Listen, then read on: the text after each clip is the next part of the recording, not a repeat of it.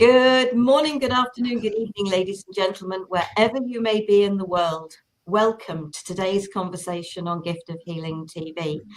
I'm Sarah Jane, and I am delighted this evening to be joined by my co-hosts, Scott. Scott, welcome.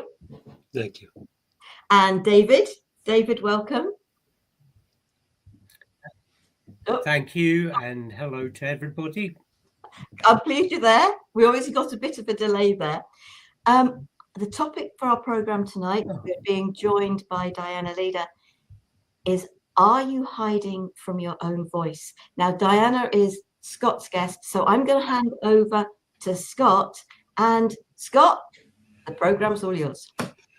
Well, I thank you very much. I want to welcome everybody who's watching this, and you're in for a wonderful time.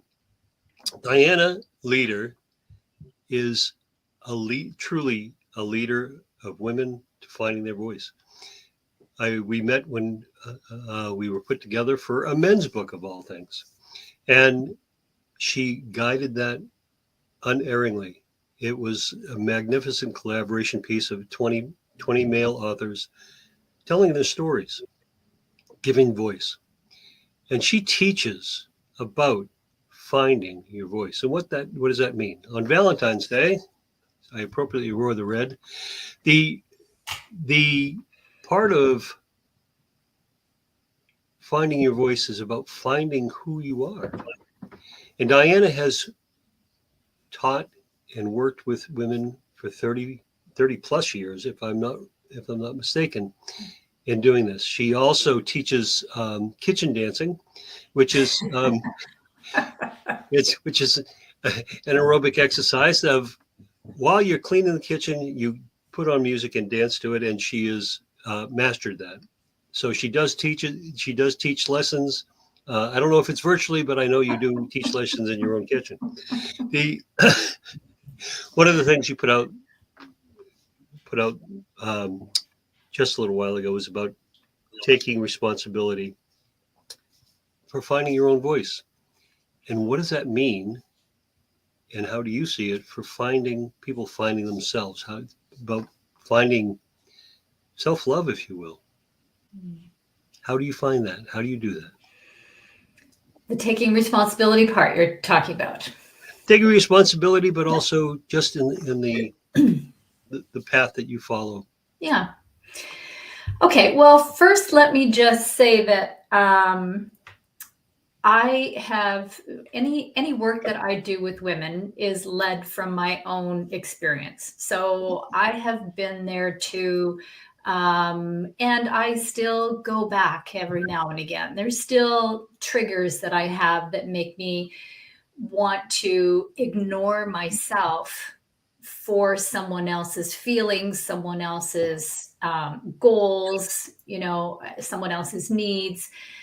And, on one side we think, well, they're not really bad things to do. But if we ignore our soul while we are doing that, then it is indeed something that is, I feel, harmful to us. So that's my beginning. My serious voice silencing was something that for quite some time I saw as a negative because it terrified me. Absolutely terrified me. It turned my life upside down, and I did not know what I was going to do or if I would be able to manage any of it. And the more, of course, I grew and my consciousness rose and I started to understand this whole process for myself, the more I realized that this was actually a big gift for me, huge gift. So I am grateful that happened in my life, very much so. So, and Scott, and first of all, let me say, you have shown us up because you are in red. I mean, come on. I was going to, I thought, I might be the only one. I don't know, speaking of voice. So you look fabulous. It's your color. So thank you for acknowledging Valentine's Day today in your red sweater. I love it. So when we're talking about voice and we're talking about finding and using our voice, because they're two different things. and usually when we do find our voice, it makes it easier for us to use our voice. But there are kind of different steps to doing that as well. And as Scott said, rightfully so, the first and very first step is to take responsibility for the experiences that you are having in life. And that's not to say that you are to blame for anything that has occurred. Life brings us stuff. We were just talking about this before we went live, Sarah, right? Life brings us things, and then, we decide how we're going to manage those things. And that's the taking responsibility part. If we can stop and look at whatever is happening as an interested bystander to begin with, really use our own awareness to determine whether or not what's happening is something that we can and care to engage in, and then how we're going to do that from a place of self-love, from self-honor, from a place actually where we are meeting with our soul and understanding that we are connected and that it's our job to honor ourselves. It's not like, okay, well, yeah, maybe I'll do that once in a while. This is a long-term thing. This is a forever thing. Honoring ourselves is a forever thing. So that's where the taking responsibility piece comes in. And that's also where the hiding comes in. And it kind of drops into each piece of this, because my training is, there are different pieces to this. There is the taking responsibility. There is learning about yourself. There is learning how to make conscious decisions when we've perhaps never made them before. When we don't even understand what consciousness means, and when we don't trust ourselves because we've never had that opportunity before. We've always been either through ancestral trauma or family upbringing or whatever it is that, that we're bringing into this. We perhaps have never, ever had the opportunity to look inside. We've always been looking outside, waiting for another person or circumstance to direct us, to tell us how we really should be behaving, or the actions that we should be taking, or even what we should be thinking. If you can imagine a young child who is told consistently to hush, when you don't lose that. You're aware of that forever. And being aware of it is important for sure, just on that surface. Okay, well, that happened to me. I'm aware of that. The next piece is, okay, how do I manage that? So, because I don't want to be hushed. I don't care to be hushed. My soul doesn't want to be hushed. I don't want to be hushed.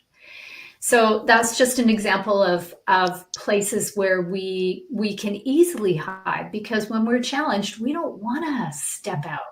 If we haven't stepped out before, or we're nervous, or we are, or we're afraid, there is fear there for us when we have truly been silenced.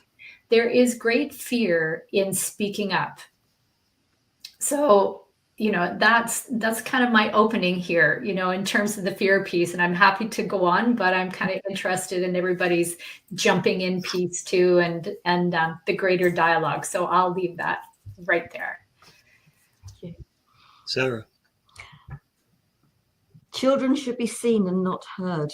I can't remember how many times I heard that as a child. But I suppose, rather than going into the traumas that occurred that made me the people pleaser, it's the wake-up call, and that understanding that actually it's time to take my life back. And I have to be the one that says, this is the end of that. That era has gone. Anything that needs to go with it goes with it. And that included a marriage, but it's it's finding the courage.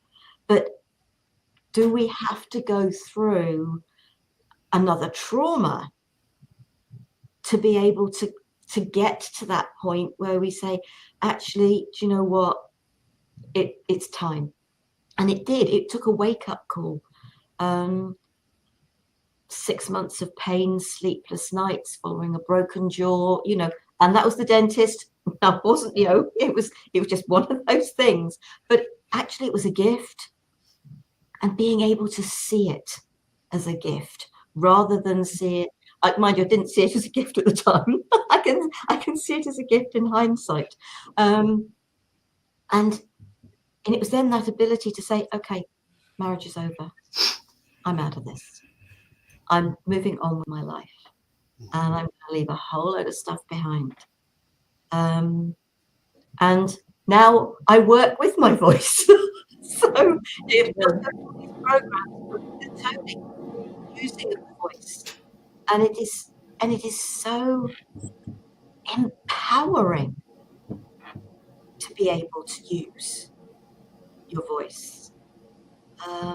It really is. And I would say, if you can find it, do. It's so important to be true to you. And yes, Scott, I can hear something in the background too. I'm not sure what it is, but you know what? If you give me 2 seconds, I bet you any money it's my furnace. Hang on a minute, Scott. You're used to this. Okay, so yeah, that's where you're fine, David. David, what did you think?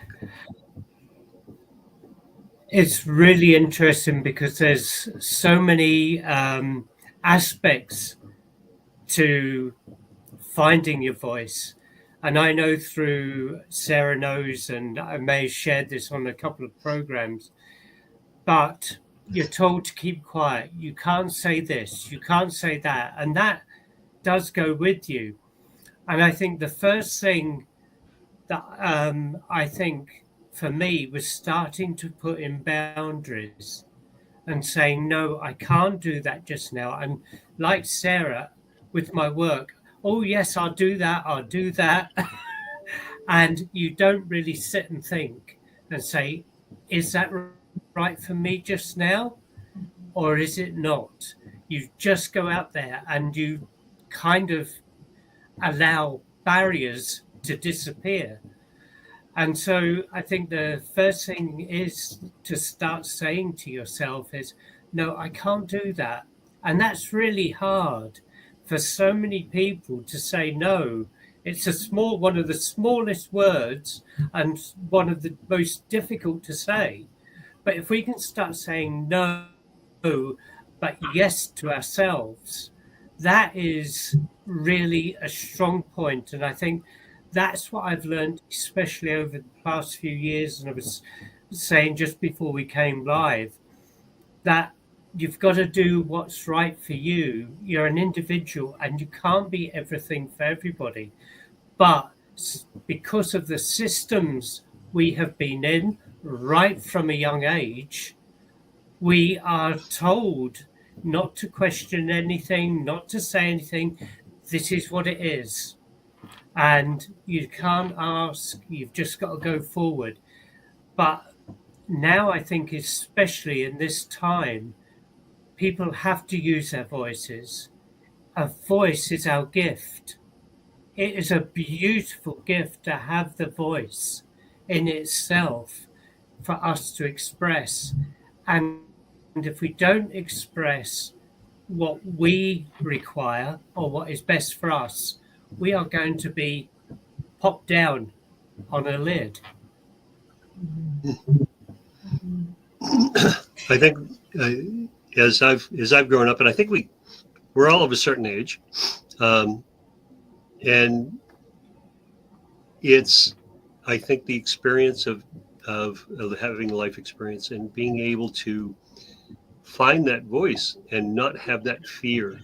When I was younger, I and first married, of course, I didn't want to say or do anything wrong, because I wanted to be the right person. I wanted to play the right role. I wanted to be able to do all of the right things. I didn't want to Sara is often talked about as a people pleaser, and I was that because everybody in my life became before I did. I always said I was seventh on the list. My wife, my kids, the dog, the cat, and then me. And it was that way all the time. And you lose part of such a big part of yourself. And for me, it wasn't until my wife passed and my kids had grown and they had families of their own, and I was by myself, that I realized that I didn't know what my voice was. I didn't know who I was. I didn't know what shape it took. I didn't know I had even had feelings. And I had to find all of those. And going inside and going deep and finding them, as scary as that was. And as we all know, change within ourselves is always very scary because we always put things aside that we don't like to deal with. We always push them down. We always push them to the side. We always put them in a lockbox. That way nobody can't come out and see us at 3 o'clock in the morning when all of our fears come out of the closet and they fill up the room. So I've had that same experience with all of them. Dianna, how do you go about, or what do you do as a way of getting people to find who they are? So I just want to start to answer that question by talking a little bit about that, where we hide from our own voice.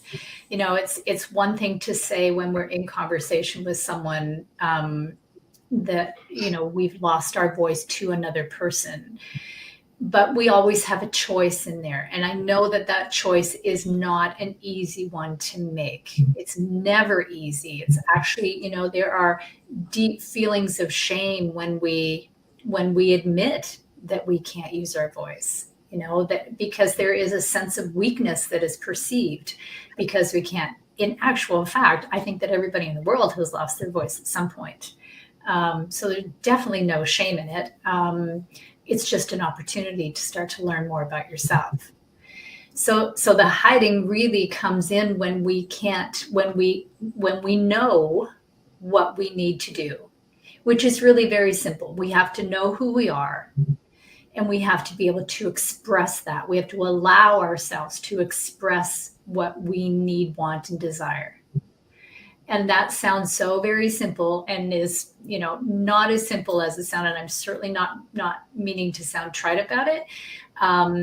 But that's where we can be really clear about what we should do and still not be able to. So we will hide our own voice ourselves, and we will hide it for whatever reasons are triggering us at that moment. Maybe we start with being able to be really clear with the person at the store who is usually quite rude to you, but we can't be real clear yet with our mom. Every relationship is different, and every relationship takes us looking at it and understanding our relationship with this person or that person or that person. But it's clear to me after all this time that even when we know that we're harming ourselves in some way by saying yes when we should say no, or saying no when we should say yes, or when we want to say yes or no, we will still hold our tongue. We will do that. And that's where that's where we hide ourselves. Absolutely. And usually that's about trauma. Sara, you were talking a bit about that. It's usually about trauma. So it's that pull of, no, I just can't, because, I'm just not good enough, or this person is going to give me a really hard time, or maybe this person won't even love me anymore. All those things will come up. So, the back to your question, that whole process of knowing who we are is a really big part of this. being really solid in who we are, what we need, what we want, because a lot of times when we're voiceless, we don't think we have wants. We don't think we deserve wants. We just, we go with the flow. We go with everybody else's flow. We don't go with our own. So even that whole process of discovering what we need, want, and desire, there's that piece in terms of transformation. Then there is the piece about knowing that we deserve to have this in our lives. So there are a lot of different layers to this. But yeah, that knowing yourself, you can't speak. You can't speak to your needs if you don't know them. If you can't, if you just can't even identify them, right? And if you can't say what you need, you're not getting it. It's that simple. You don't get what you want if you don't express it. And of course, expressing it is what we all want, because expressing it allows us to have all those things that we are meant to be here on this earth to have. The goodness, the happiness, the love, the joy, the bliss, all those things we're supposed to have on this earth in our experience here. And we have to ask for them. We have to ask for them. We have to speak them. We have to demand them sometimes. But yeah, we have to express them in some way.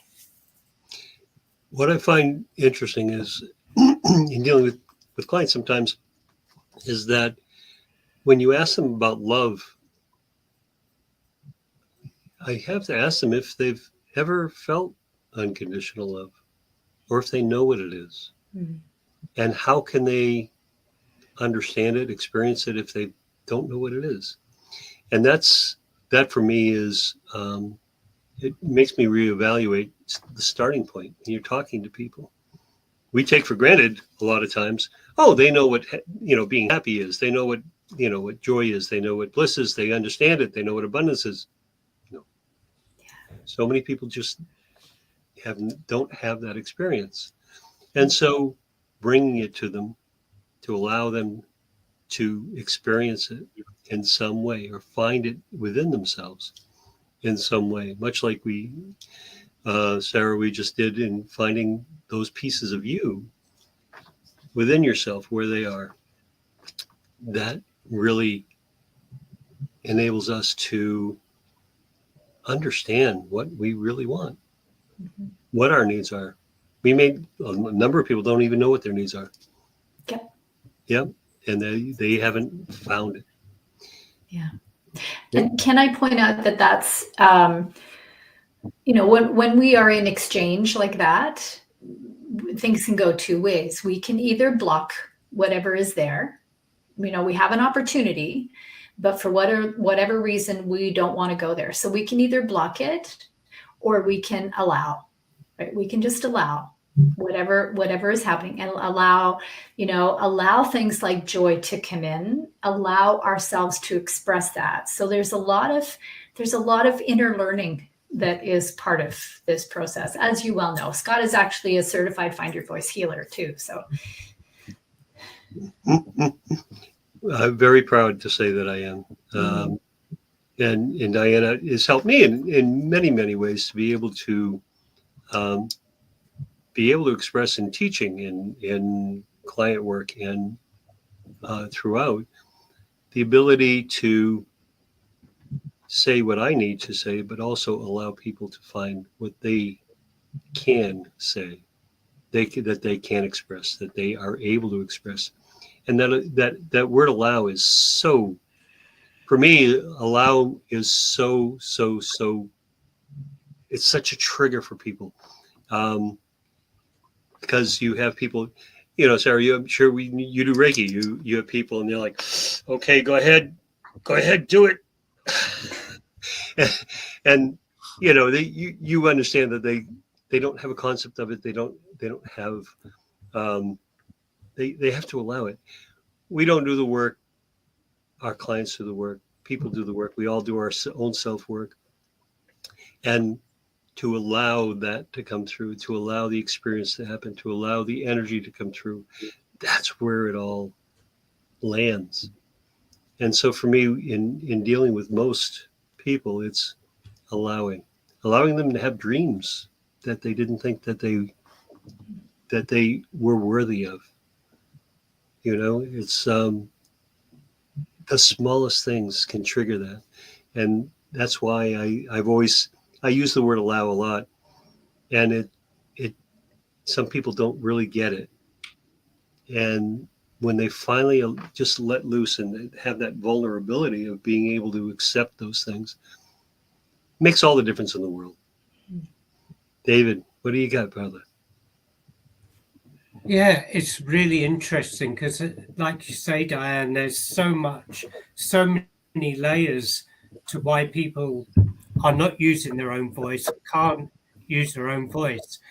And because of the pressures we may have, or the experiences, shall we say, that we've had put on us through our earlier life, we're sometimes afraid to be our true selves.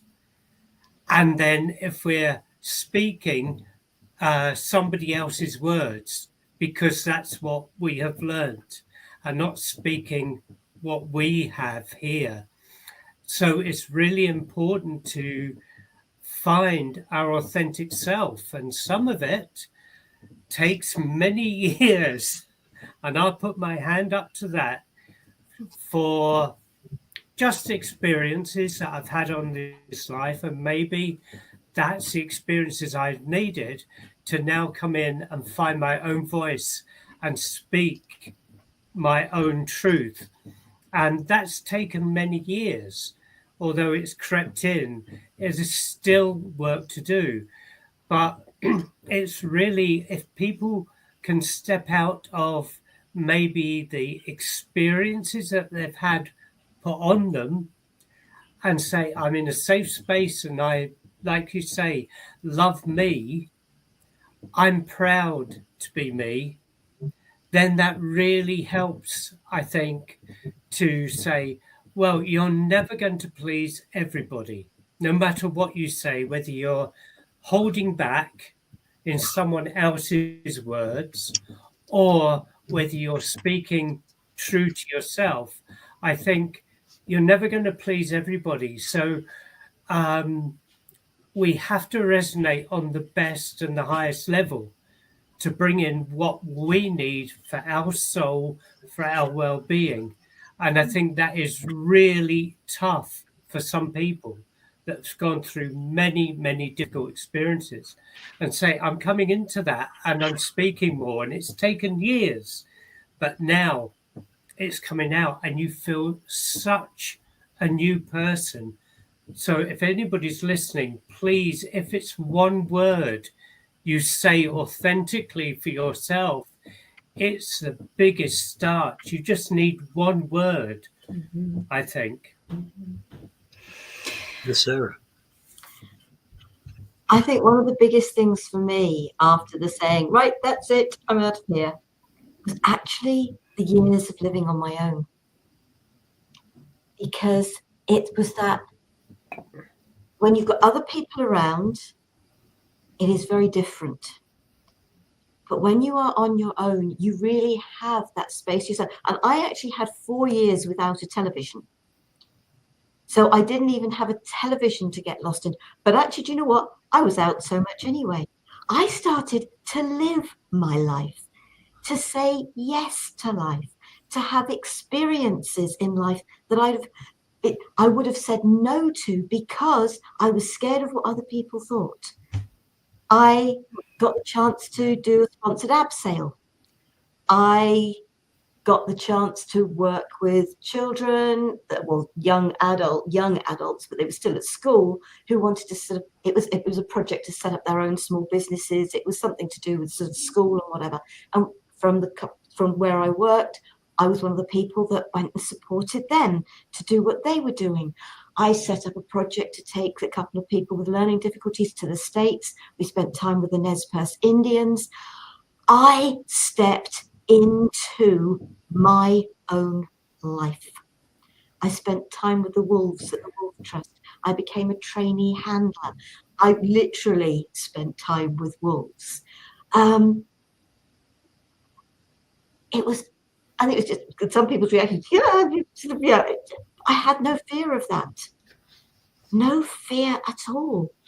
I don't know what it was, but I found life. That's what I found. I found life, and in the finding of life, I found my voice.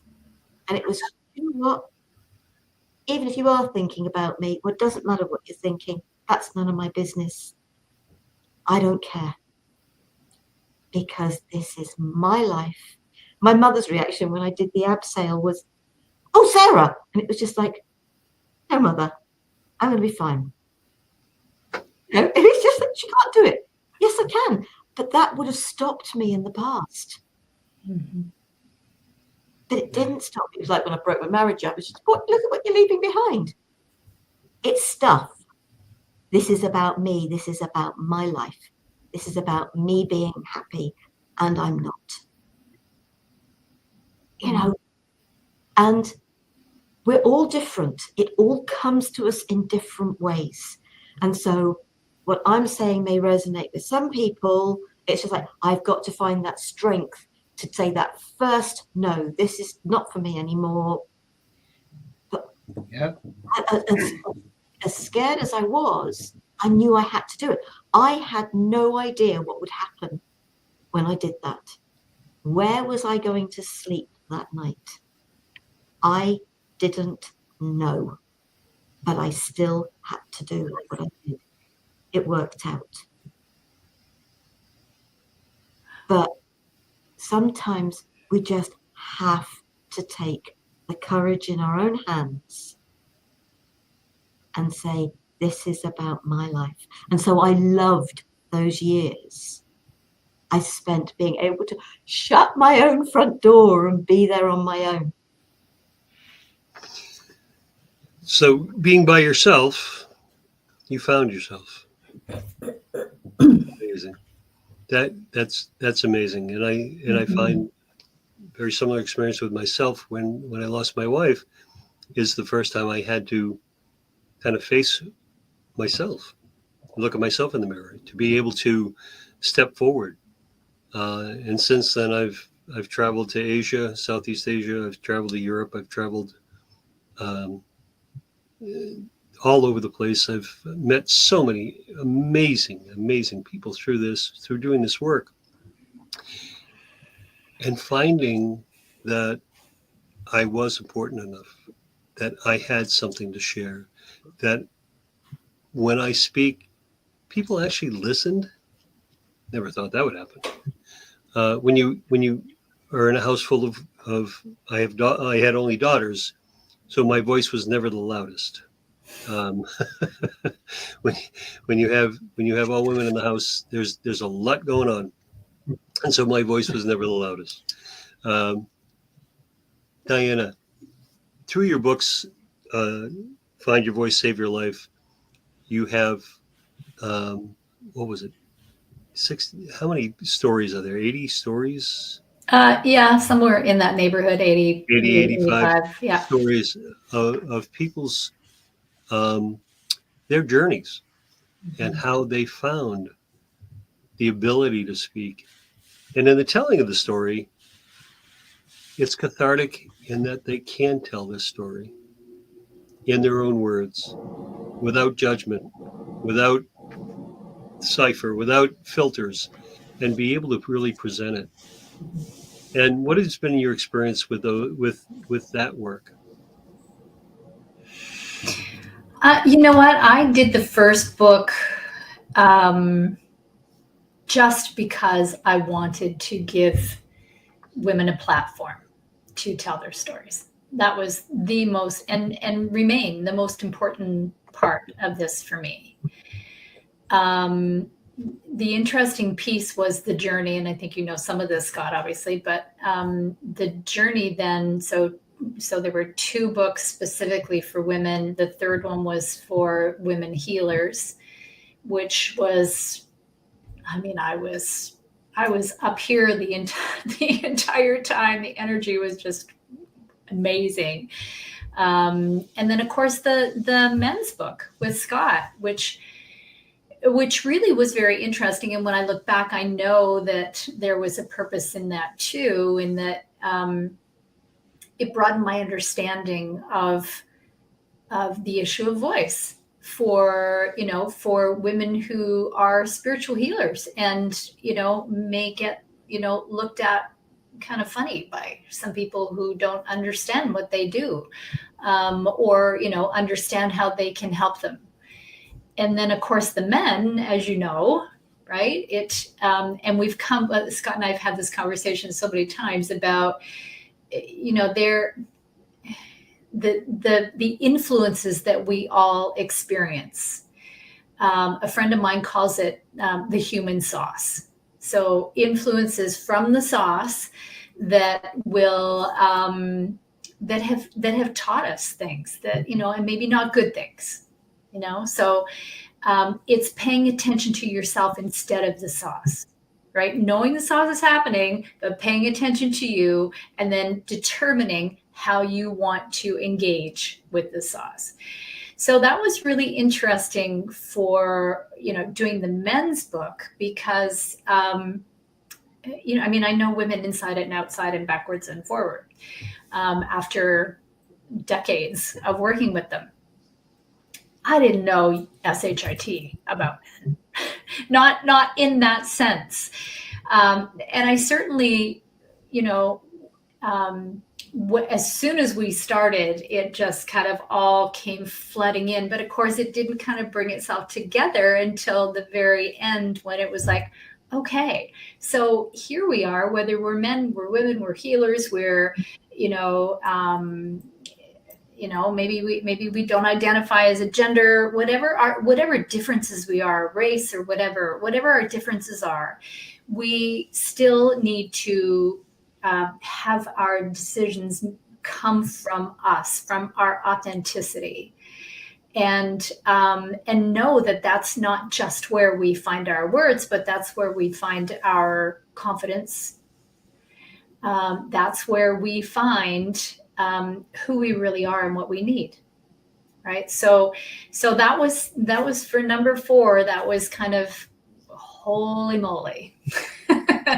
That yeah, like, you know, men have a different, their stories were different, their process was different, but it was the same thing. They had been, whatever their influence had been in that sauce, they had chosen a direction because of what they had learned from it. And when they stopped and decided, no, I'm done, I'm going to start to pay attention to me and start to make decisions based on me and my authentic self, that's when things changed for them. And changes, as we all know, and in dealing with everything in our own lives, change can be tough. But change, people look at it like it's a battle, that they're girding for a battle, right? Change. When we have those changes within ourselves, our relationships change because now we are voicing what our needs are. We are voicing our authentic self. And it may not be the person or the projection of who we are to that other person or what it's always been. And so it does change. It changes our lives. It changes how our relationships are formed because we've changed the relationship with us first. Mm-hmm. And that's the biggest part. David, you have a story when I believe you found your voice later in life. Yes. I suppose I've had 2 or 3 experiences about finding my voice. I was, say, restricted to be honest with who I was. And that was really difficult to keep myself, part of who I was, under wraps. And then there come a time where that freedom came, where I could say, this is me, this is who I am. And it was really, how can I say, really very, very, I have to be careful because I know loved ones are listening, but they know I say this with love. It was kind of a release, and I think it was a release for the loved ones that put this restriction on. I could feel it. They could see it from a different view after they'd passed.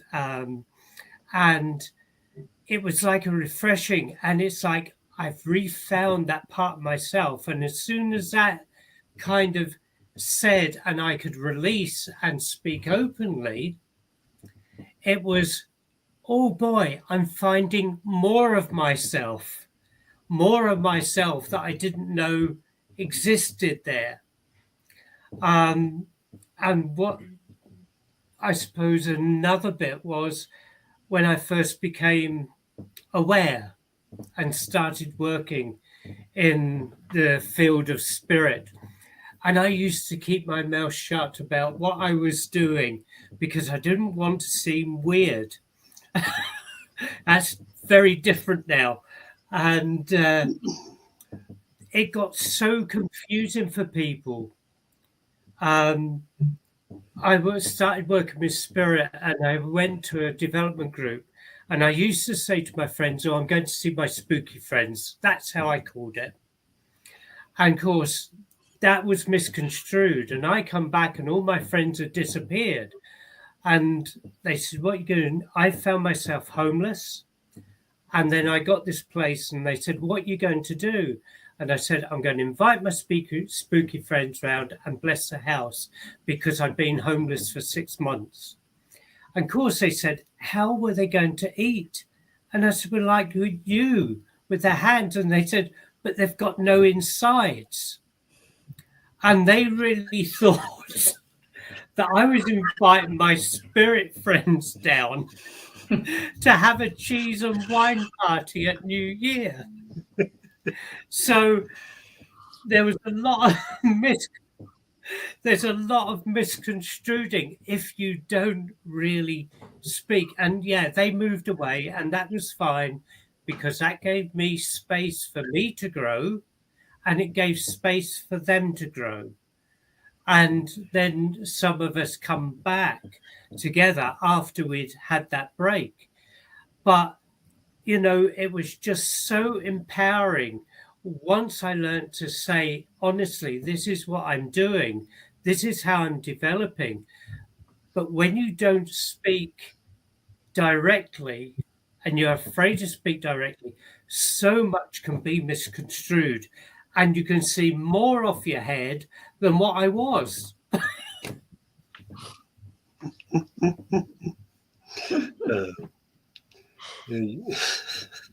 Sara, Miss Sara. I love that you used the word grow, because I would actually change that word change for grow, because so many people hear that word change and there's something wrong with me, you know. So, and change isn't good. There's so many, change is scary, but growth is about moving beyond where you are, but you're still honoring the you of now. Growth can be something really positive. You're still the you of today, but you're growing beyond that as well. And so growth for me is a way more positive way of thinking about. And I think I don't know, when was the real finding of my voice? And maybe it was when I said, marriage over, out of here, I don't know. But maybe it was also when my Reiki master introduced me to toning, the use of the voice, the sound. And I fell in love with it. But it was, how can I use it in my work? And that was the holding back, was how do I use it? And then I learned quantum touch, and the lady who taught Elaine, who is my Reiki master, and myself, the quantum touch. Oh, and you can use your toning with it. Did I ever use quantum touch, or was I just using that amazing gift because I channel that sound? So actually it's not, well, sorry, it is my voice, but it's my voice that is being used, my vocal cords. But it has given me the freedom to use my voice. Find what works for you. Because for me, everybody's voice is really important. Don't hide from yourself. It is going to get uncomfortable at times. It's going to get really uncomfortable at times.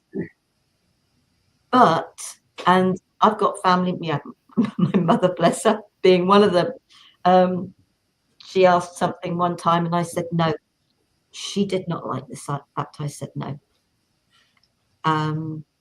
But there'd been things that she'd said that was like, well, why am I going to do that when she actually doesn't really want it, in spite of the fact she's asking for it? So my no was because it was about protecting my energy, the energy of my home.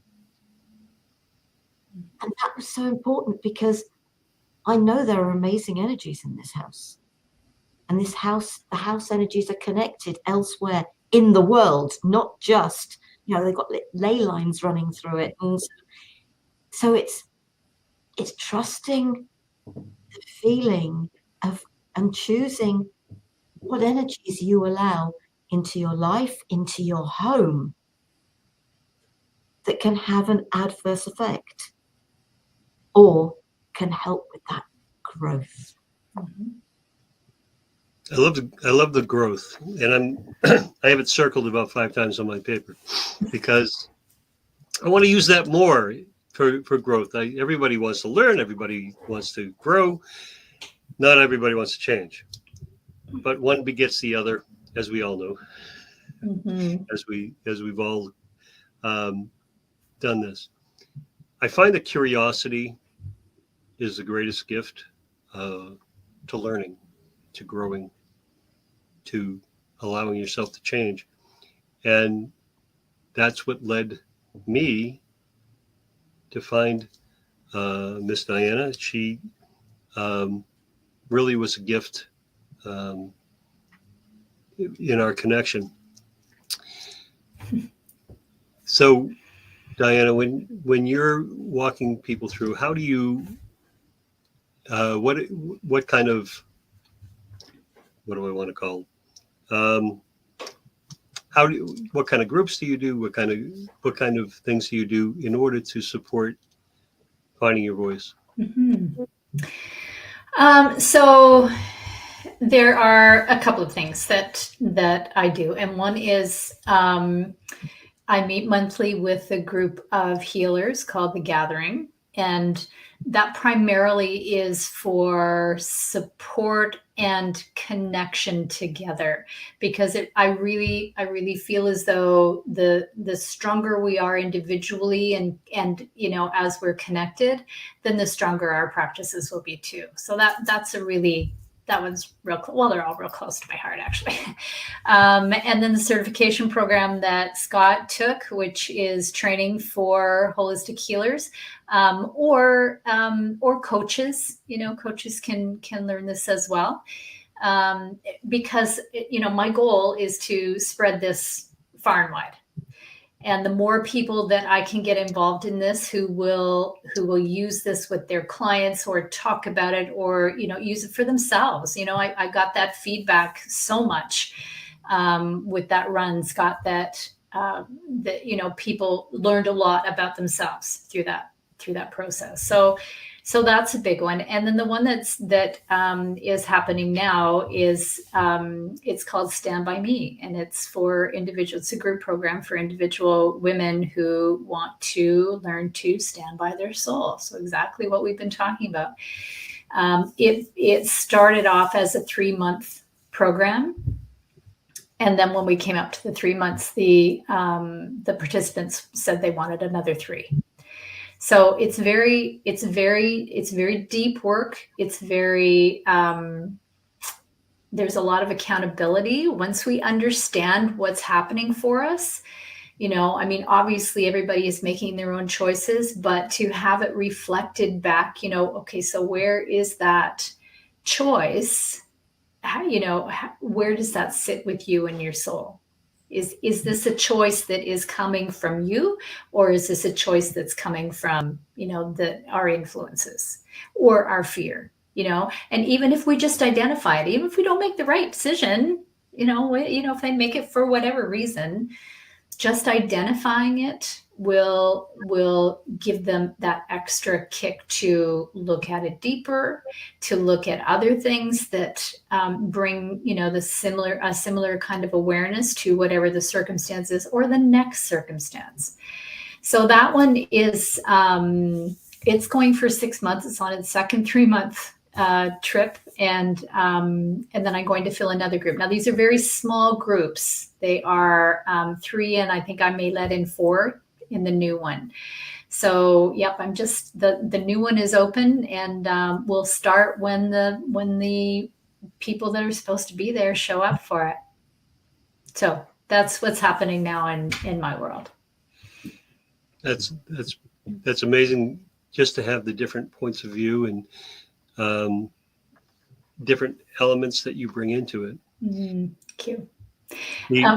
Go ahead. Sorry, I was just going to say that the biggest benefit of the Stand By Me program is that we show up, and we show up not just for content. It's full of content and practice and all that kind of stuff, but we also are showing up for each other. And that has been the biggest takeaway so far from members, is that, this is awesome. I know I have someplace I can come back to and say, this happened, and thinking about how to figure it out, and can I have some help? And yeah, that's been a really big piece.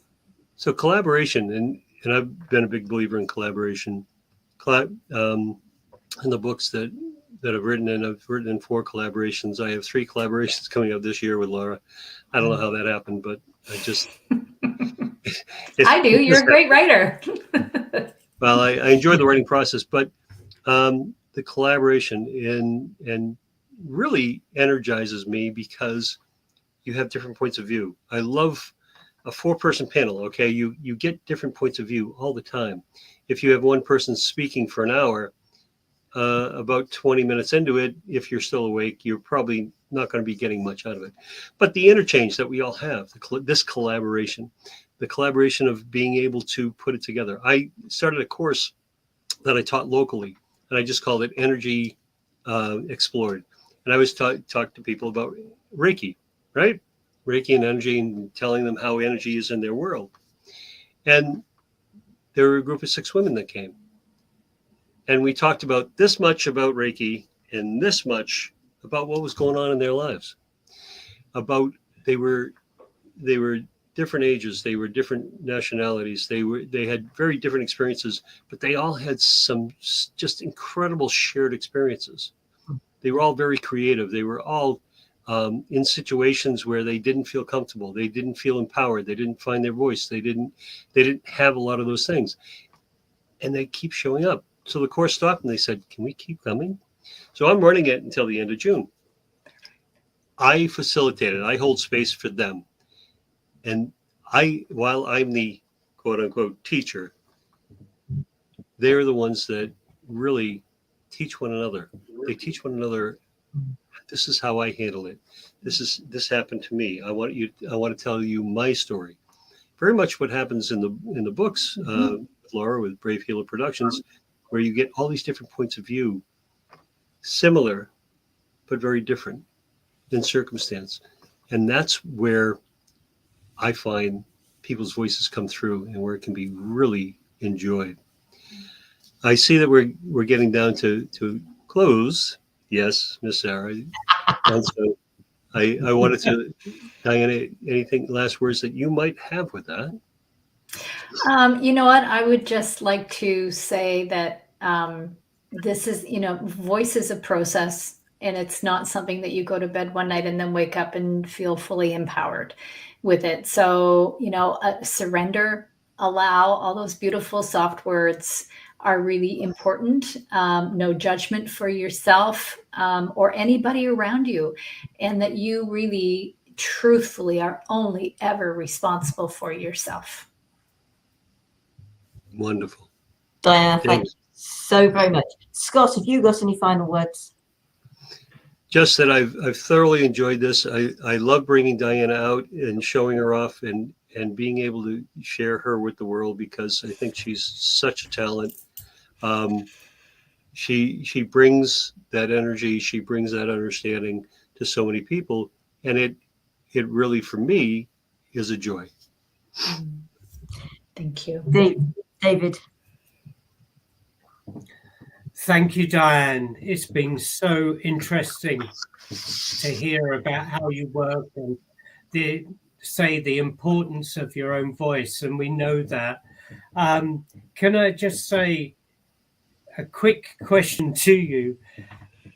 Would you find that frustration and anger that are in so many people these days is helped when they find their own voice and can be more of their authentic self? Absolutely. Do you think that? I do. Yeah. I really believe that when we're not making decisions that are true to us, that we're misaligned. We're just misaligned with ourselves and our heart, right? Our soul.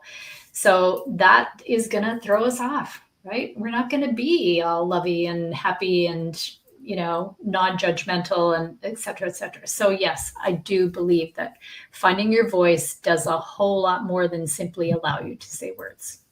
Yeah. Yes. Thank you. Thank you, David. Pam says, thank you, each of you and the panel, for your participation and information. I am also a certified Find Your Voice healing coach and part of the Miss Diana's Stand By Me group. I highly recommend working with her. Again, thank you all of this webinar. I have put, and folks, if you're watching the replay, I will make sure that it's cravemorelife.com, her website. I'll make sure there's a link to that underneath the video on YouTube. I've just put it into the chat for those that are here. Thank you, folks, for joining us live. Thank you, Pam, for your comment. Thank you, Dianna, so much. Scott, for bringing her on. Thank you. Very much appreciated, because, voice is so powerful. And the power can come from the love. It hasn't got to come. In fact, that's the best place to come, from loving power of voice. So thank you for that. Thank you. Next week, I'm just going to be sharing a very short program of thoughtful nuggets and pearls. And this will resonate with you, Scott, the wisdom of our elders. Okay. So I'm going to be talking a little bit about should we really be listening more to us lot? Because yes, we have to accept the fact that we're probably in that group these days. So I hope you'll think about joining us for another today's conversation in the future. Please, all our information will be connected to our video. Websites will be under the YouTube video. If anybody here you wish to connect with, please do. We do these because we wish to touch lives, and we hope that this has touched your life. Dianna, Scott, David, thank you for being a part of this, and for watching. Love, peace, and light. Namaste, sweet souls. Thank you. See you soon. Take care. Bye.